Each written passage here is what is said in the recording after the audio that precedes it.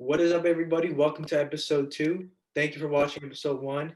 I'm here with my co-host Jimmy Surin and two special guests, my boy Dominic, aka Basketball Reference himself, and New York native Josh. My boy Josh in the building. Say what's up. Yeah. All right, my boys. Let's get straight to it. How we doing? How we doing today? Chilling. Man, Been good. It's been a rough day, man, for me. Fantasy team looking bad. Trying to pull something out of my ass, man. We got one more day. We'll see what happens. But I watched Klay Thompson go crazy today, and I had him on my bench. Too bad he's sitting on your bench, man. Signs of a poor GM. All right, boys. Let's get straight into the questions and stuff. My first question I have for you guys is a big one. Is looking at advanced analytics everything in determining if a player is good or not? I'm going to go first. And I think that it's 50-50 because I think advanced analytics only helps the superstars that we have in the league. So for the guys who are trying to make their name, it doesn't help them because they are really good players. But looking at advanced analytics to determine what your team needs and what your team needs in the future to contend for a championship will help. And it has proven to help a bunch of teams. Jimmy, what do you think? Oh, man. For me personally, and this is going to strike the heart of that said person, Dominic Minio, I don't think the numbers are everything, personally. Because if you look at it, yes, a guy could be averaging 22 points, right? But and then no miraculously, he'll go ahead and put up 40. Numbers don't mean everything. Same with clutchness, same with all these clutch genes, all this stuff. It's all mirage, man. It doesn't mean that the numbers, obviously there's a certain level of importance that numbers have in the game of sports, but it's not everything, right? The guys that are into analytics and study statistics and all that, they're gonna say that it does, but to me personally, analytics isn't everything. Because a bad team can go in there and whip on a championship contender when the numbers say they're not supposed to win the game. So again, anything can happen. I'm with you, Sonny, 50-50. Dominic, what do you have to say? All right.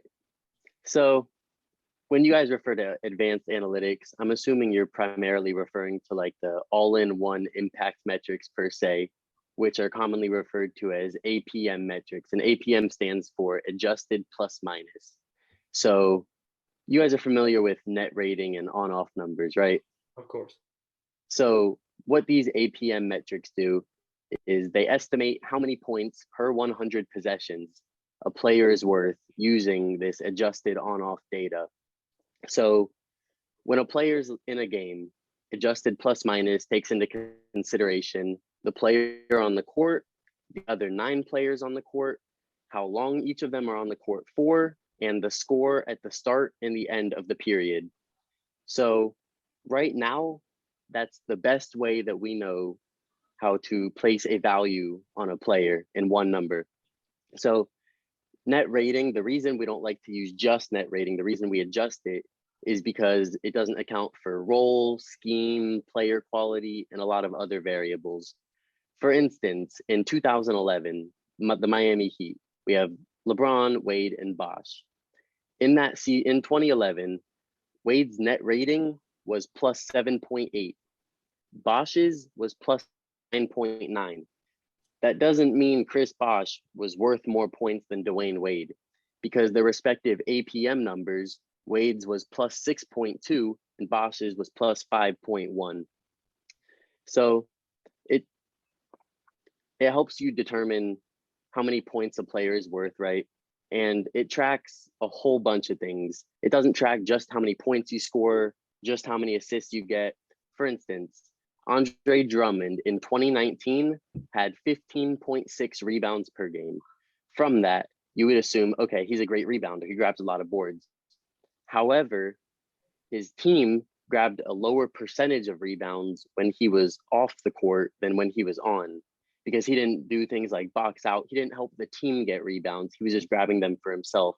So adjusted plus minus helps keep track of all these different aspects of the game and put one single number on what a player is worth. Great take. Josh, what do you have to say? To me, I'm a little bit like Dominic. I really do believe that numbers are very, very, very important in basketball, but I do not think it's everything. I I wouldn't say 50-50. I do think numbers are about 75 to 25 because I say the other 25 because there's a lot of other different variables that go into whether determining a player is good or not. You can say his supporting cast is really bad and he's just a player like, overperforming. And then they get to another team and then, it could just be a completely different situation. Let's say I'll throw in, for example, a player like Kyle Kuzma. He was a player who, no, it's not bad.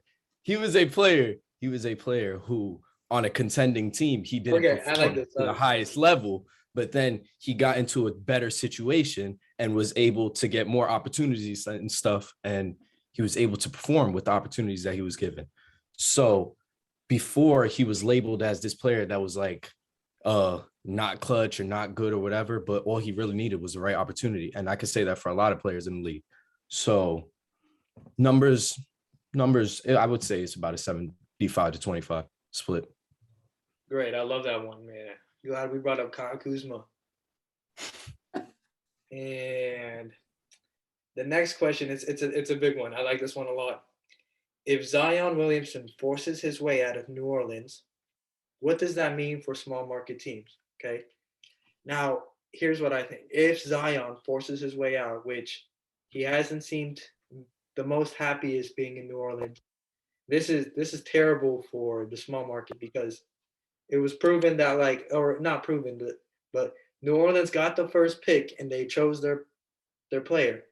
And him being unhappy and forcing his way out sends a message to all these other younger guys coming in, like thinking they can do the same, like the next generation of first round picks.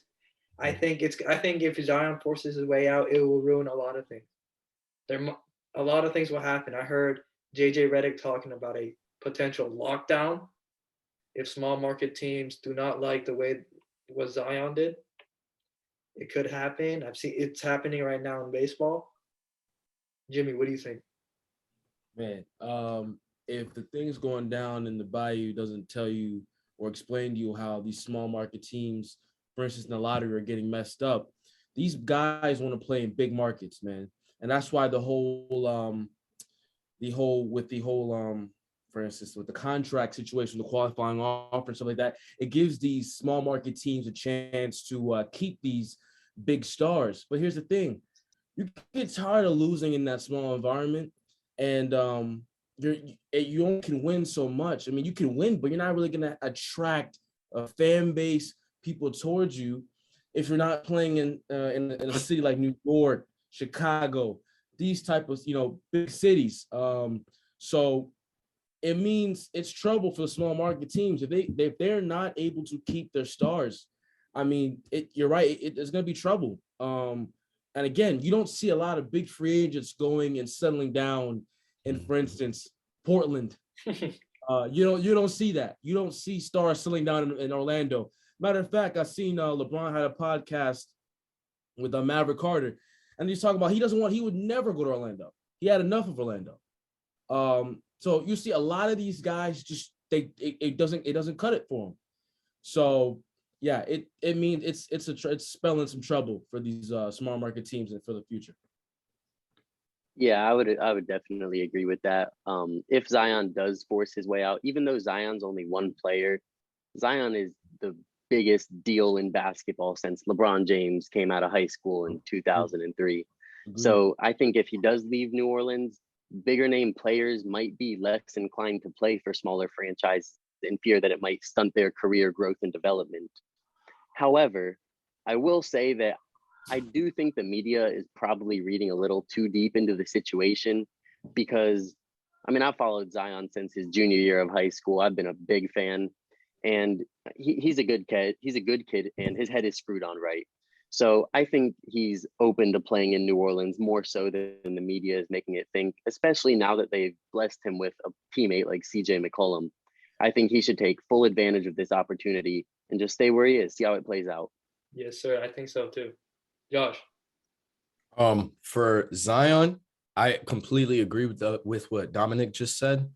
It would be in his best interest to stay in New Orleans because they're actually, unlike other small market teams, I mean, you can see that New Orleans, since the day Zion has walked in the building, that they've been trying to do what's best and build their team around him. It's not like other situations like with LeBron, how he got to Cleveland and in his 4th or 5th year, he was playing with his second best player was Zy Ilgauskas, whatever how you say his name. He was a beast, bro. Like he was all right, but still the rest of his team was horrible.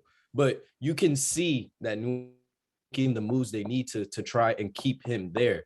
And I think that should be kind of like an eye opener to other small market teams that they need to, I don't know, like focus on the guys that they have there and see what they can do with what they have there. Like, yeah. Good take. I really liked it. All right. And the third question is going to be hard because it's about the Lakers and Knicks, and 3 out of 4 of us contribute to that category. So how far will the Lakers and Knicks go this season? Now, I'm going to be honest. The last 2 weeks of a Lakers season, LeBron had to drop 50.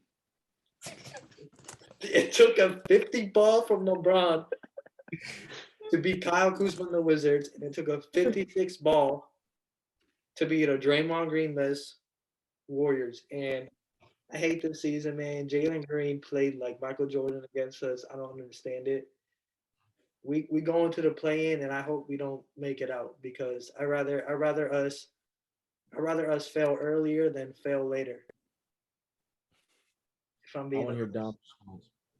Yeah, so if you think either of these teams have even the slightest chance of escaping the first round, you suffer from extreme delusion. Mm-hmm. The Knicks aren't even in the play-in contention. They're like 4.5 games out of that. They have no chance. The Lakers, they're in a slightly better position, but even if they do win their play-in game, probably against the Pelicans, then who are they playing round 1? The Suns? There's just no way. Chris Paul's going to be back for the playoffs. And even without Chris Paul, the Suns are a better team than the fully healthy Lakers. Their roster's too deep. They're going to have a great playoff run. So neither of these teams have a chance of escaping the first round. As much as I want to, slice his neck off for saying that, I gotta agree with him. The Knicks, you don't understand. Josh knows this. You guys understand what it's like to watch a role player go off like Ricky Rubio. Jimmy, can I pause you really quick? You're I know a Knicks fan here. Why are you wearing that jersey? Please explain to me. I just realized it. So, please, what are you doing wearing that? That's disgraceful. It is disgraceful. Let me just tell you this. Look, if one New York team goes out, I'm going for the other one. You know what I'm saying? I love. Wow. That's this man's front running New York. I love New York. I love New York teams, right? And you can quote me on this. Okay, quote me on this. You got me. But I'm a Knicks fan in the heart. I just love the honesty. No, all jokes aside, I love the city edition Brooklyn Nets jersey and whatever. But jerseys are tough. The Knicks, you know what it's like, Josh, dude. We give up career nights to these role players, man, in the Garden.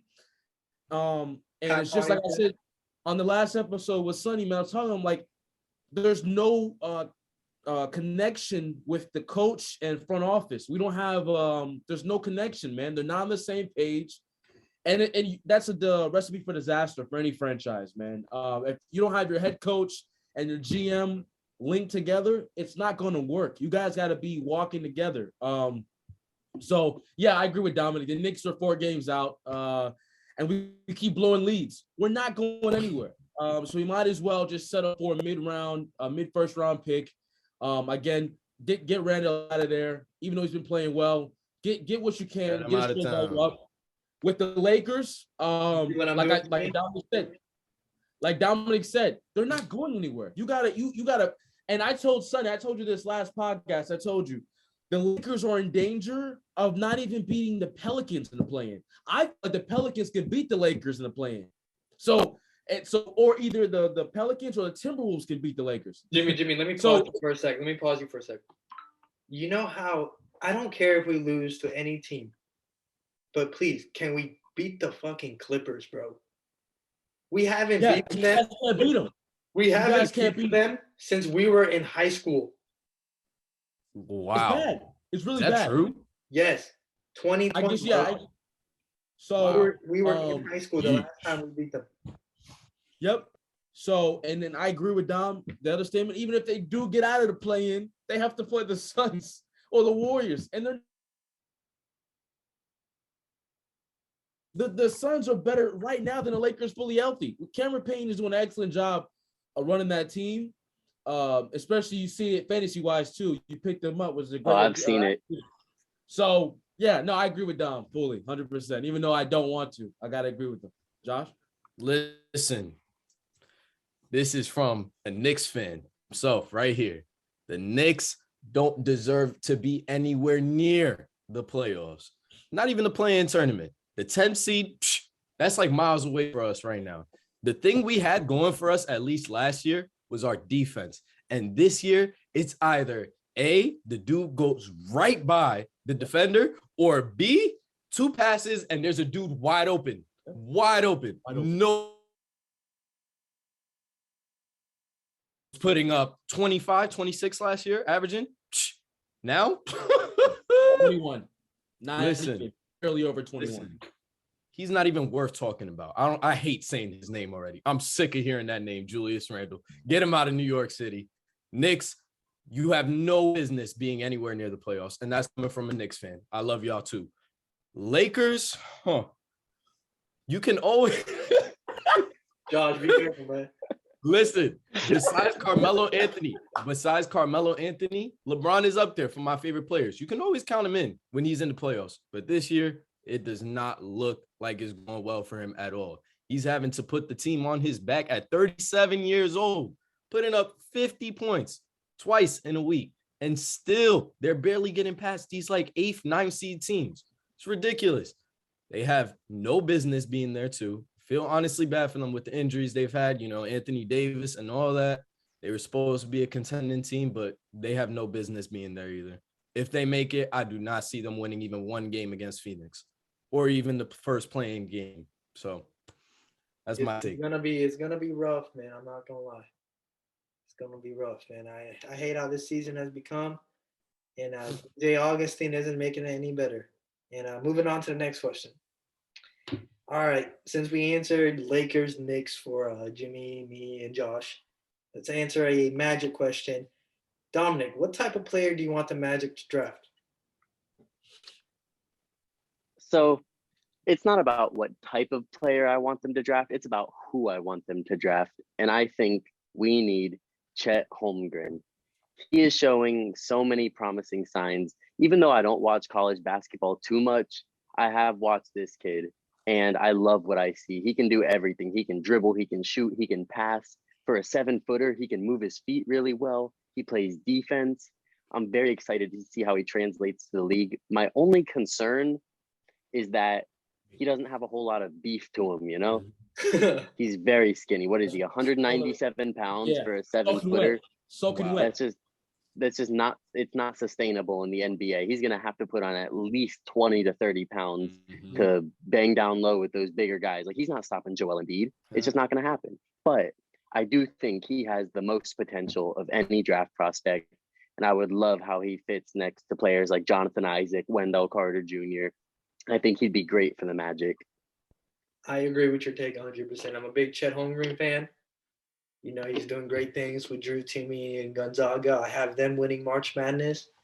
Jimmy, what do you think? Who do you think the Magic's draft? Oh, man. It's tough, man. I don't, going to their games, man, they have a lot of power forwards, centers. They're forward heavy, right? So, and, they have Markelle Fultz, but you don't want to pay him. You don't want to. So I'm thinking, and this is me, I'm going to go opposite, and I'm going to say another guard. I know it's like they already have a lot of guards, but Jaden Ivey, a guy that can put up points. Wow. I like Jaden Ivey, what he's doing for Purdue. And I'm nothing against Cole Anthony, nothing against Jalen Suggs, but Jaden Ivey, you put him in there, let him take the keys, he'll put up points, he'll facilitate the ball. I like him in the Magic. I like him in the Magic uniform. That's my take. Jimmy stole the words right out of my mouth. Having a nice scoring guard like that next to Suggs, Fultz, all those type of guards, it would be amazing for their development. They already have Wendell Carter, players like Mo Bamba, even though I've heard his name in trade talks multiple times. Players like that, centers like that. I think their point guards and their, like big depth is pretty good. Having a nice scorer like Jaden Ivey would be perfect for them. Perfect for that team. Right. Because I only say Chet Holmgren because I think they're gonna move on from Mo Bamba, so they're gonna replace his position with Chet. That's the one reason. And the next question is one of my favorite ones. Coach K, it's his last year this year at Duke. Who is your favorite Duke player of all time? And I'm gonna go first and say it's JJ Redick because for two reasons. He's the reason I started this podcast. And every Christmas we play the Clippers and he would piece the Lakers shit up, bro. He dropped 30 on us. He would go off. He wouldn't miss, bro. And he's just a part of my Christmas every year. Jimmy, what about you? Man, this one's gonna catch you guys off. I'm gonna go with Grant Hill. And I'm going Grant Hill. Great pick. Because Yep. I don't know about you guys. If you guys, I watched the whole Duke scene back in the day. There was a play, Dom, I don't know if you remember this. It was a full court pass to Christian Laettner, and Laettner got it, turned around, hit the shot for buzzer beater. That was iconic for me, seeing Grant Hill do that. And it was seeing him in the NBA, what could have been all those injuries. I mean, this guy was going on a tear. And it's sad that injuries derailed his career, but he was one of my favorite Duke players. If I had this one, it would be Grant Hill. For me, I'm gonna take the cop out answer. I gotta say Zion Williamson. I mean, when Zion committed to Duke, they were must-see basketball. Like as I just said, I'm not a huge college basketball watcher, but when Zion was at Duke, I was turning on every game just to see what this man would do. I mean, it wasn't just basketball news. It was national news when he busted open his shoe. Like we don't see that. It just doesn't happen. It doesn't happen. And I just think Zion made college basketball so much fun. Zion Williamson made Nike stocks fall after that.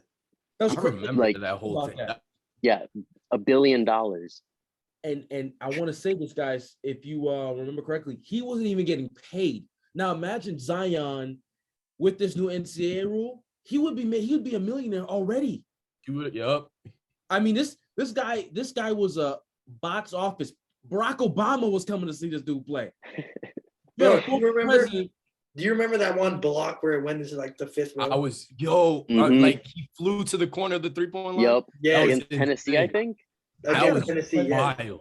I got a better play for you. There was a play that I don't know if it was in high school, it was in college, but this guy he went for a block, was an AAU tournament, went for a block, hit his head. He was so high, he hit his head, slammed the ball, and it went down. I mean, Zion is a dude you've never seen before. It's just sad that thing going on with him right now with his health and him not being able to play. Because again, this guy is a beast, man. When he plays, right there, he's on the level, and you can quote me on this. Dominance-wise, you could put him up there with a guy like Giannis. Dominates a game. Zion could do the same things Giannis does. I know Dominic hates his phrase, but Zion's a dog. You get the dog. He's got that dog in him. got that dog in him. Got the dog in him. He's got that dog in him. Dude, man. All right. Josh, who's your favorite Duke? Listen, I would love to say RJ Barrett because of my Knicks bias, but I just have to agree with Dom. It was amazing waking up every single morning, turning on Sports Center and seeing a top 10 highlight from Zion in the morning, right when you waking up out of bed. It was beautiful. Every single day, there was something new with Zion. And I am, just like Dom too, not a big college basketball person, but when I would see Duke playing, I would occasionally, turn on the TV or whatever and see the games, because that's must-see television right there. Watching Zion Williamson play, it's sad. I wish he was playing now. It's sad that he's been missing this whole season. But It's kind of crazy how that team didn't win the tourney. They had Cam Reddish, RJ, Zion. Hey man, I'm telling you, these Goliath type of teams, man. That's why it's called March Madness, guys. I mean, anything you already can see it now. Anything can happen. You see it now in the there are conference tournaments. Oh, I mean, people are getting the buzzer beaters on. They're getting. I mean, it's crazy. you see that? You see that Chattanooga buzzer beater? Yeah. No, I mean, like again, saying like I said, like these teams and the way they finish off games. I mean, it's wild. It is wild. And then if you notice, guys, a lot of those shots are backboard. I haven't seen the all net one at all. It's all backboard. It's been nothing but a glass. And Dominic, you don't remember this, but when we were little, my dad used to say a thing and said, if you hit the backboard, good things happen. Good thing. Oh, I remember. So that Hoya mentality. There you go. The Hoya mentality. Keep your head in the game. So, yep. Yeah. All right, man. On to our last question, which is going to end off on a banger. What is the possibility of Stephen Curry passing LeBron James in the amount of rings, granted him being 4 years younger? So LeBron is 37, which makes Steph 33. And Steph has 3 rings over LeBron's 4 rings. And I just think, Josh and I were talking earlier, I just think Steph is set up in this era of basketball to win more championships. That's it, man. I just think LeBron, I don't know if LeBron's going to win another, and I'm saying that as a Laker fan because we're in a deep hole right now, and he's not getting any younger, and Steph Curry's team is getting better. That's all I'm going to say. Jimmy, what about you?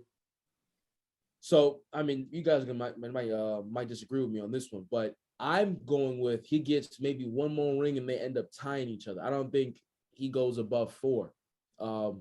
Just because of the evolution of the East and how these teams are coming up out of nowhere and they're playing well, and the combination of some West teams starting to really improve the game.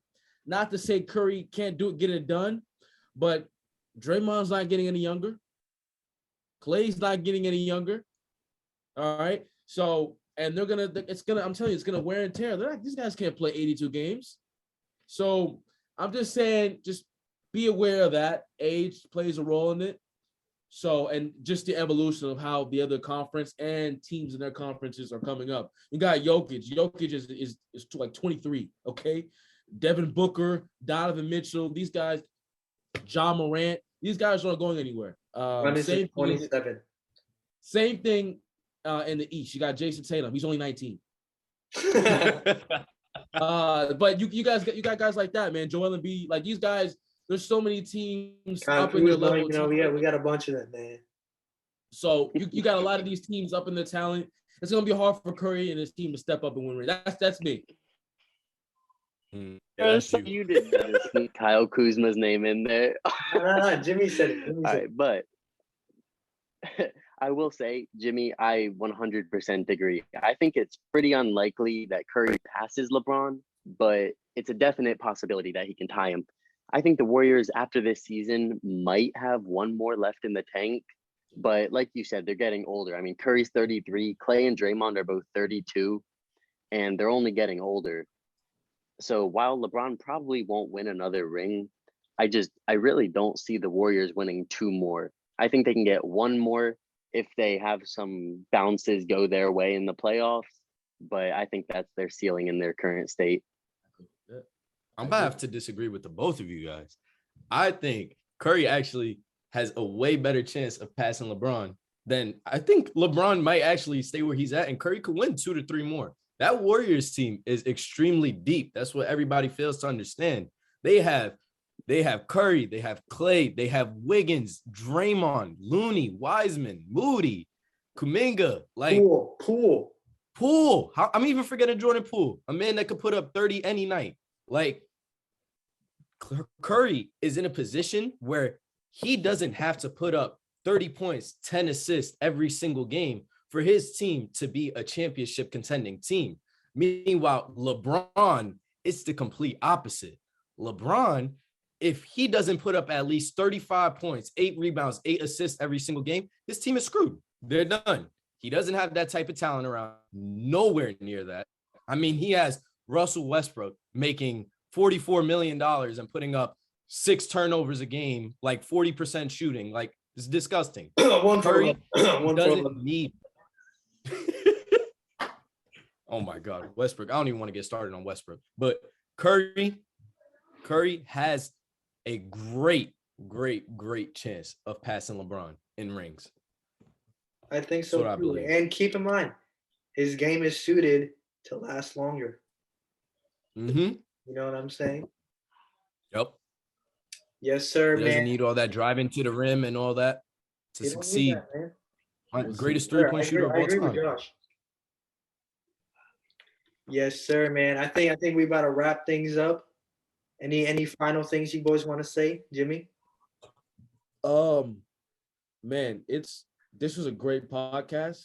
I loved it. I love the energy for Josh, Dom, even you, Sonny. I think it was great. And we gotta do this again. Chemistry was unmatched. And I think the more time we spend doing this, the better we'll know each other more and how we speak. And it's just gonna be great. I think it's a great step forward doing this. I'm glad you guys decided to come on and do this with me and Sonny because it's great having people support you. And I know you guys support us, so that's why you guys came on here. So this was great, man, because for me, it's trying something new, getting out of my comfort zone. Being on camera and talking is not easy. This is not something that is a natural gift for people.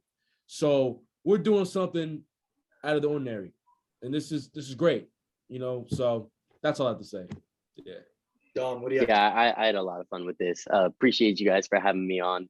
And before I go, I gotta say hi, Mom, because she said she wanted to watch this afterwards. Hey, it's a pleasure being here with my boys. I would love to do this again. Last thing I want to say, Knicks to the finals 2024. Wish. Not just the finals, Knicks champions 2024. And who's winning our fantasy league? Oh, me. Oh, Josh. No in Jokic, question. we trust. If I get in, it's gonna be a problem for the two guys on this. Yeah, if you get in. If you get in. Hey, you know what? Look, I ain't gonna lie. I told you guys, look, if I don't get in, it is what I'll be pissed. Fuck yeah, because I have a better chance. But it is what it is, man. You can't win them all. And I just gotta go back to drawing board for next season. 15-5 record, number 1 seed, won 12 of the last 13 games. That's it. All I'm gonna say. Yes, sir. Thank you, everybody, for watching. I had a lot of fun. These are my boys. These are the guys I talk about basketball every day with, and I appreciate them for being on. They're certainly going to be on again. Shout out to Basketball Reference. Shout out to my boy Josh. Shout out to Jimmy, and we'll see y'all later. Thank you for having me.